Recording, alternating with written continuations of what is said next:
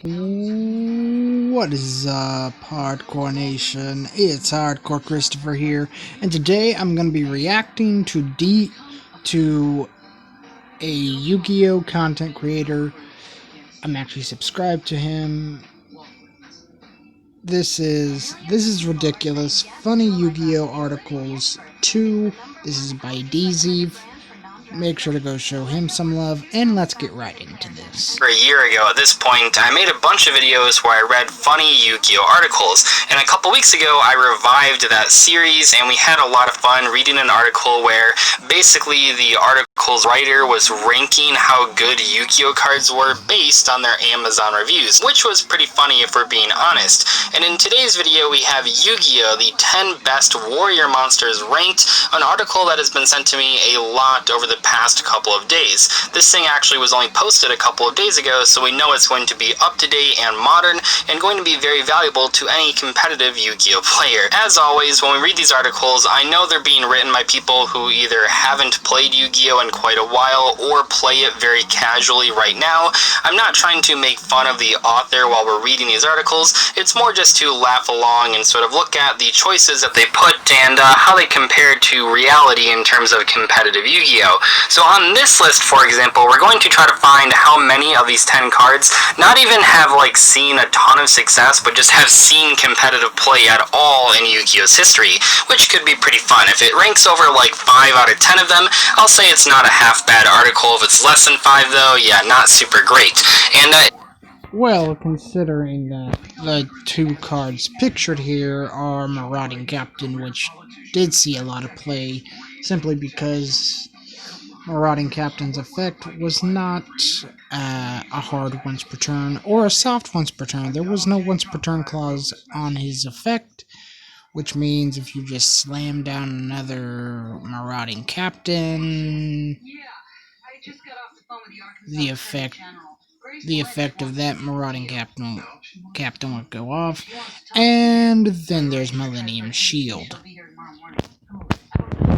if you guys enjoy these videos, I'll do a shameless plug here. Please subscribe to the channel. These article videos, I know people really do enjoy them, and I get a lot of positive feedback, but I also know on those article videos, I tend to get a lot of views from non-subscribed people, so if you're one of those people who watches those videos and enjoys these videos, make sure to hit that subscribe button so I'm encouraged to make more of them. Alright, so I've actually only seen the first 2 entries on this list, and we're starting off strong here, and that is Millennium Shield. And when I saw this, I was like, okay, we're starting off very, very strange. So Millennium Shield is a level 5 normal monster with 0 attack and 3000 defense. Let's see what the article has to say about it. The Millennium Shield has the highest defense among normal warrior monster cards at 3000. That's probably true. I'm not going to check it, but it's probably true.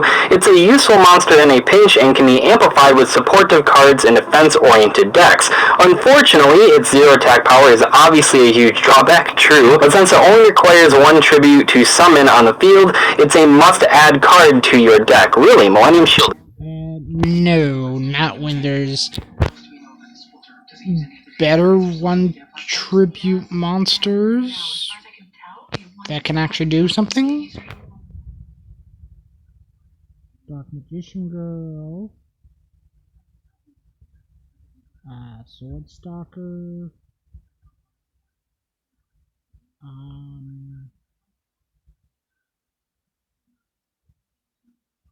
what's another one tribute?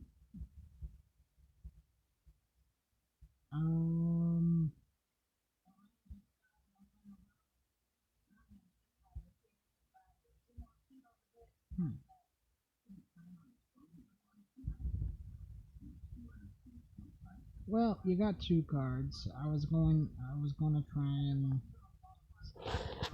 do a third, but I can't think of one right now. A must-add card.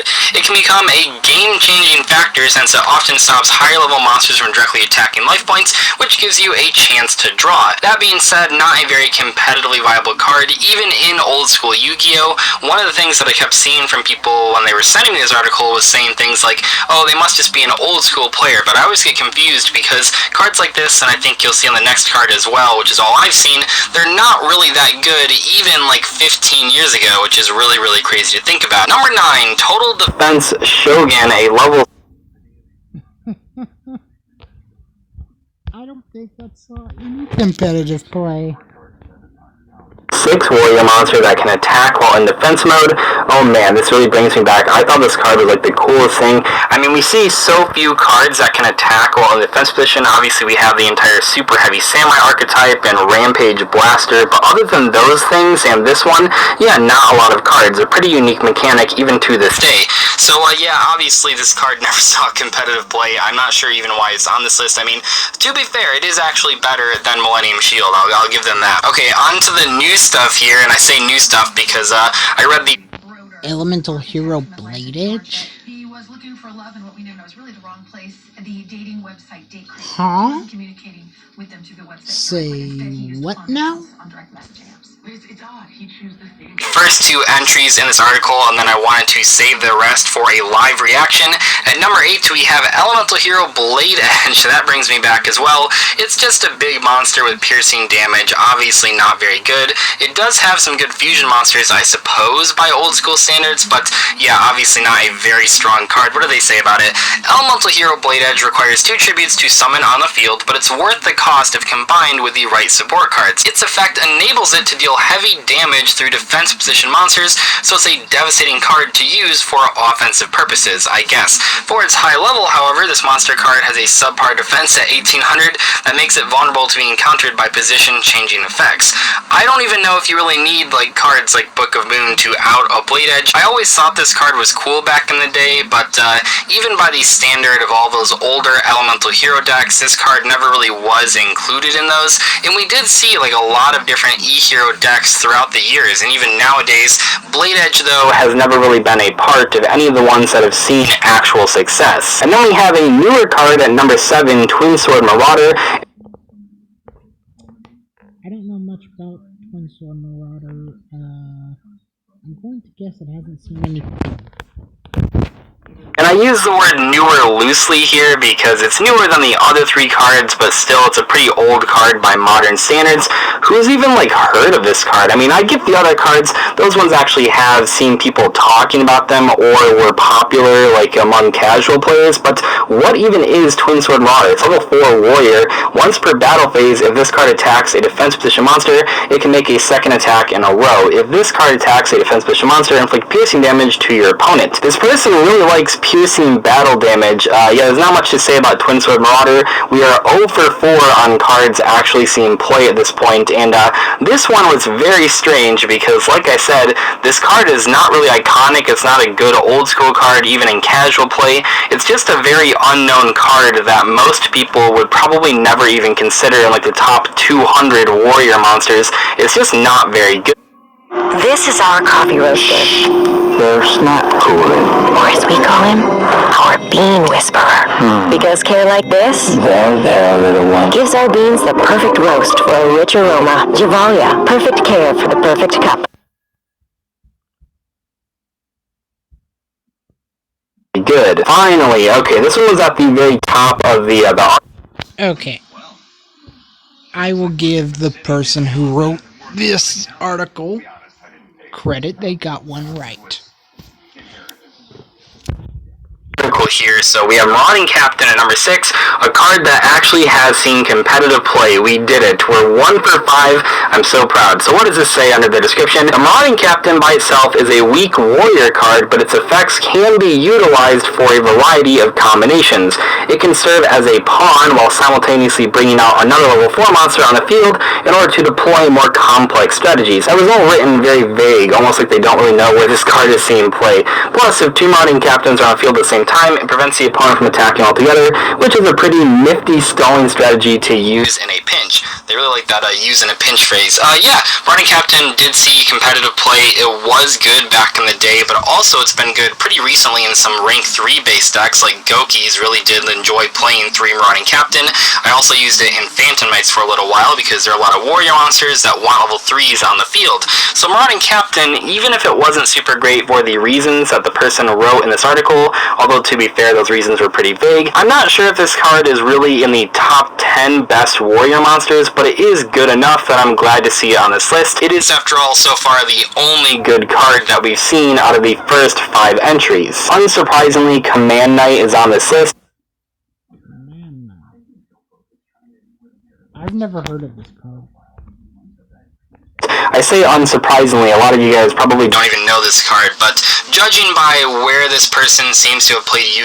Most, which was like 10 years ago, 15 years ago, Command Knight and Marauding Captain were often used in older Warrior toolbox decks, so I'm not super surprised to see it here. As for my ranking, I'll give this card like a half point. It's not something that I would say has been super competitive, but it is certainly a card that did see play way back in the day, especially compared to the like 10 through 7 entries on this list. Okay, I don't even know, this is a newer card, I don't even know what this is. Valkyrie Knight.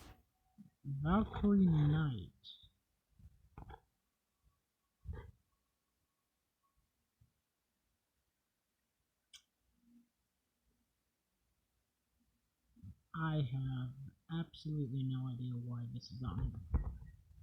Knight.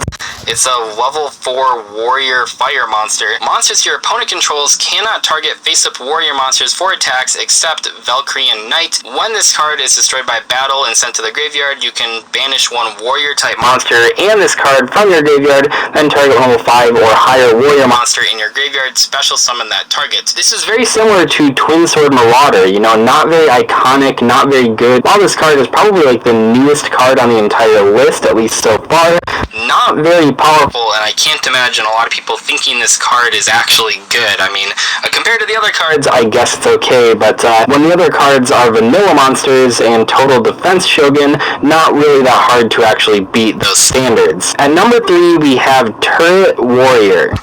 Really? That's at number 3. Turret Warrior, to my knowledge, hasn't seen any play. What is this? What is this? You can special summon this card from your hand by tributing one warrior type monster, and if you do, it gains attack equal to the tributed monster's original attack. First off, why is this card on the list? Second off, why is it so high up on the list? Who's ever played this card? I mean, this is from like 5D's era, so pretty new, but I mean, I say pretty new, it's like 10 years old, but a little bit surprising to see. Actually, more than a little bit surprising to see. I mean, clearly we're getting an idea of what the author plays, if they even play Yu-Gi-Oh! Maybe they just have like a small collection of cards, and these were like the best warrior monsters that they had in their shoebox. I know that might sound like I'm being mean here, but I don't think that's that. Online therapy is as easy as joining a video call or texting with a friend. Only it's with a licensed professional therapist. Far-fetched. If you don't really do a lot of research into what actually has seen play, then chances are you're just going to go off of what you currently own, and yeah, I would guess that the author of this article, if they play Yu-Gi-Oh!, does own all of these cards and probably does play them in their warrior deck. And then, completely randomly here, at number 2, we have... Wait. She wanted a roommate who could help with the cooking, but she wanted someone who Flower Cardian Light Flare? One thing we could both agree on was getting Geico to help with our renter's insurance. Yeah, switching and saving was really easy. No! Flower Cardium Light Flare.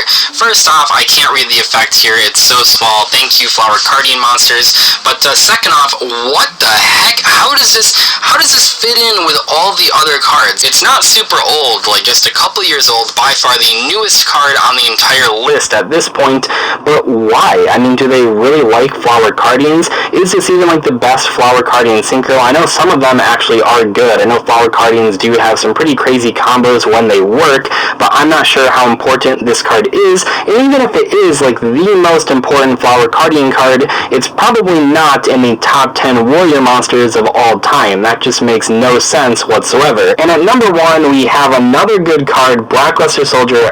Okay, BLS. Not the BLS ritual, but the BLS effect monster. Great card. Of the beginning, I would have to look up all the other warrior monsters in the entire game to truly decide if this is worthy. I'm not sure if it is truly the number 1 spot though. Cards like Isolde or Armageddon Knight are obviously very good, and other cards, I mean, we don't need to mention all the good warrior monsters in this video, but Blackluster Soldier and Where the Beginning is a very powerful card. It's seen play in tons of formats. It's been banned and limited and semi-limited, and currently it's unlimited, but yeah, definitely a card, at least compared to the other cards on the list, that should be being number 1, I am very glad to see the list actually finish out with a half-decent choice. That being said, that is like 2.5 good cards on the entire list, and I think that I'm being a little bit too generous with Command Knight. Realistically, I don't really think I have to give this card even half a point, but we'll say 2.5 out of 10 of the cards on the list were actually probably some of the better warrior monsters. I'm not really sure if they would be in the top 10. I mean, BLS would be in the top 10 probably, but I'm not really sure about Marauding Captain. It is a very good warrior monster, of course, but is it good enough to be in the top 10? Probably not, but at least compared to the other cards in the list, it's half decent. Anyway, that is the Yu-Gi-Oh! The 10 Best Warrior Monsters ranked article. What the heck was this? It was a complete mess, but hopefully you guys enjoyed today's video. I'll see you in the next one. Goodbye. And this concludes my reaction to This Is Ridiculous. Funny Yu-Gi-Oh! Articles 2. I hope you all enjoyed. Don't forget to like, comment, subscribe, and hit that notification bell. And if you're interested in any other reactions,